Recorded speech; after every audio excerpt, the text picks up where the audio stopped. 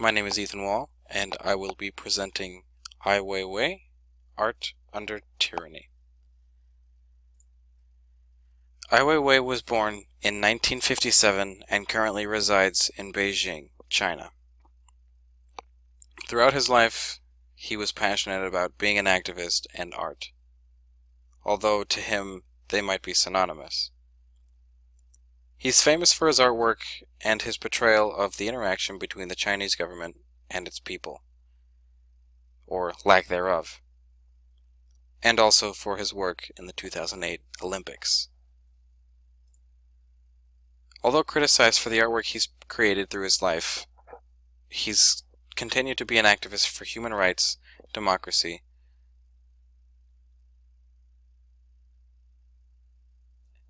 He was arrested for economic crimes against the government and beaten and detained in various locations, mainly because of who he was and his opinions against the Chinese government. His detainment was absolutely unlawful and, to us, unconstitutional.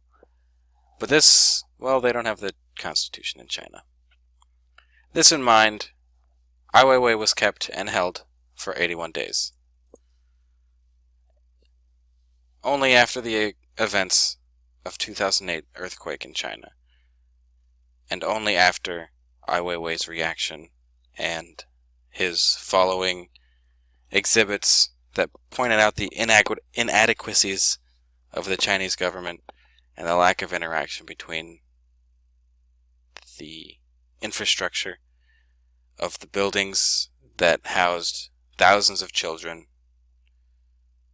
This earthquake destroyed those. Children died, and not just children, but throughout the country, the overall lack of infrastructure and proper methods to create earthquake-proof buildings were entirely ignored. Ai Weiwei later made more and more exhibits about the Chinese government and what they would do. Ai Weiwei, Never Sorry was filmed by Alison Clayman and explores the life and ideas of Ai Weiwei. It received a special prize at the Sundance Festival in 2012 when it was revealed, and throughout the film she interviews his whole family, the people that knew him, basically everyone who was supporting him. It talks about his struggle and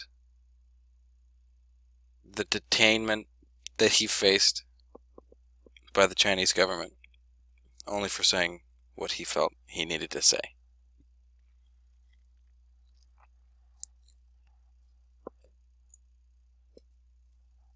Throughout the world, Ai Weiwei is known as an activist and someone who stands up for what he believes in. Throughout the film, it's reinforced that one should uphold the main principles and overall ideas of what they feel is right and the level of transparency that is required between a government and its people for there to be peace between the two.